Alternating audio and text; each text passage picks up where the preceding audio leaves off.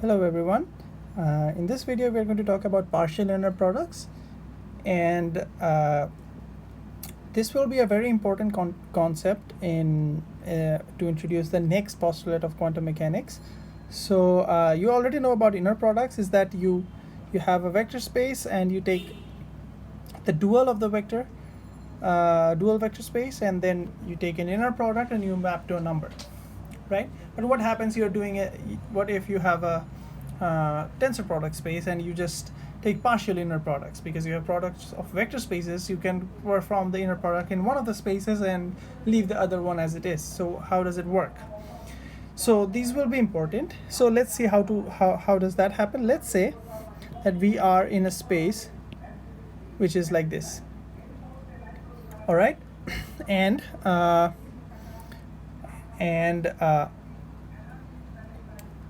let's say that I have a vector v which belongs to this vector space v. All right, then what I'm saying is that if I have this vector, I can define a map from this tensor product space to the vector space only w. All right, and how do you do that? Because you can see that if you have a ket v, you can obviously map it to a bra v. All right, and any vector in this vector space v tensor w can be written, the basis elements of this can be written as ei fj, right? Then this partial inner product is defined by the following equation, where this ei fj is mapped to this v ej fj.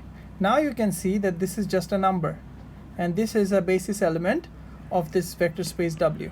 So this on the left hand side, the vector belongs to this big vector space, and here this belongs to the small vector space. So this is a map from v cross w to v. And please remember that these are the basis elements, and you can linearly extend to any general vector. I will work out an example in the later part of this video. But the thing to notice here is that you can take a vector in this bigger space and you can map it to this smaller vector space, and you take a partial inner product. All right. Similarly, you can take a vector w which belongs to the w vector space. Then you can similarly define a map from v cross w to v. I think you can easily understand what you do. You take the inner product here, all right, and then leave ei there. So this is how you do it. But when you're dealing with quantum computers, these two vector spaces will usually be v2s. Say for example, you have v2 cross v2. Then you have to specify which v2 you're referring to for taking the partial inner product.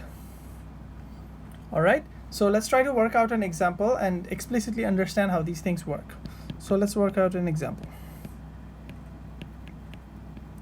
So let's say that I have a vector v which belongs to v2, okay, and I have a vector xi. This is a Greek letter which is called xi.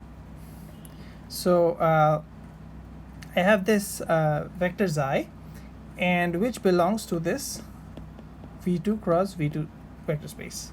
Let's call this space 1, and let's call this space 2.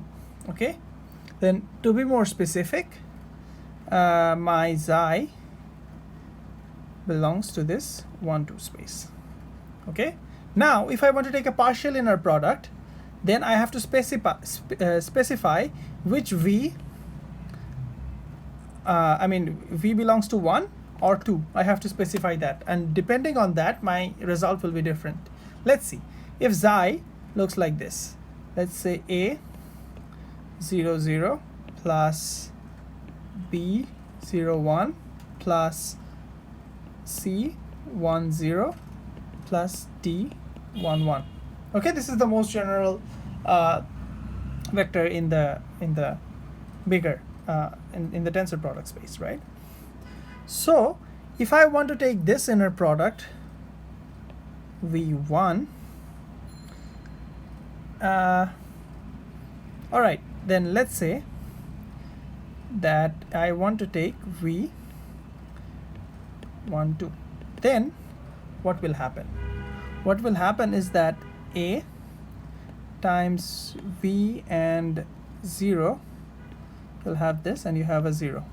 And I hope you can write all the rest of the terms. It will be v, and you'll have 0, you'll have a 1, plus c, you'll have a v, 1, you'll have a 0, plus d, v1, and you'll have a 1.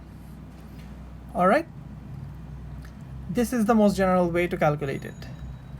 And then what you can do is that, let's say that my v1 is nothing but 0, 1.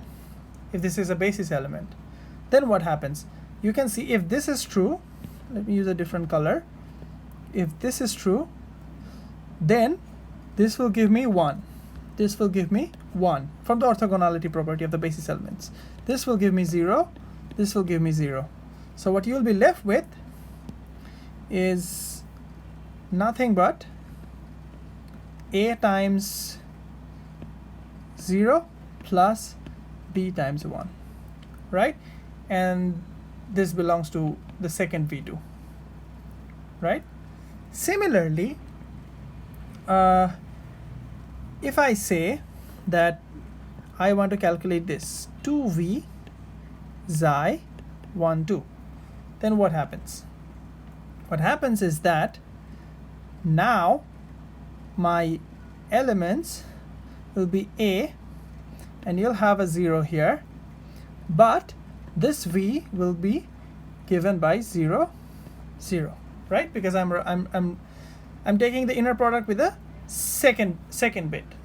Similarly, you can write plus b 0 v 1 plus c 1 v 0 plus d 1, and you'll have v 1. All right, you can already see that this looks different from this one. All right, so now if I say that my v2 is equal to 0, 2, then you can see is that this okay, let me use a different color again. If this is true, then this gives me 1, this gives me 0, this gives me 1, this gives me 0. All right, because of the orthogonality property of the basis elements.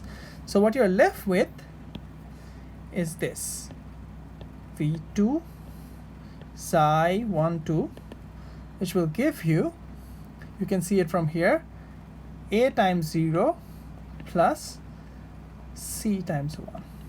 So you can see that this result is different from what we got here. All right, so where you are taking the partial inner product is very important, and I hope this is clear to you how to calculate these partial inner products. So the main idea is you start from a v2 cross v2, and then you get mapped to v2.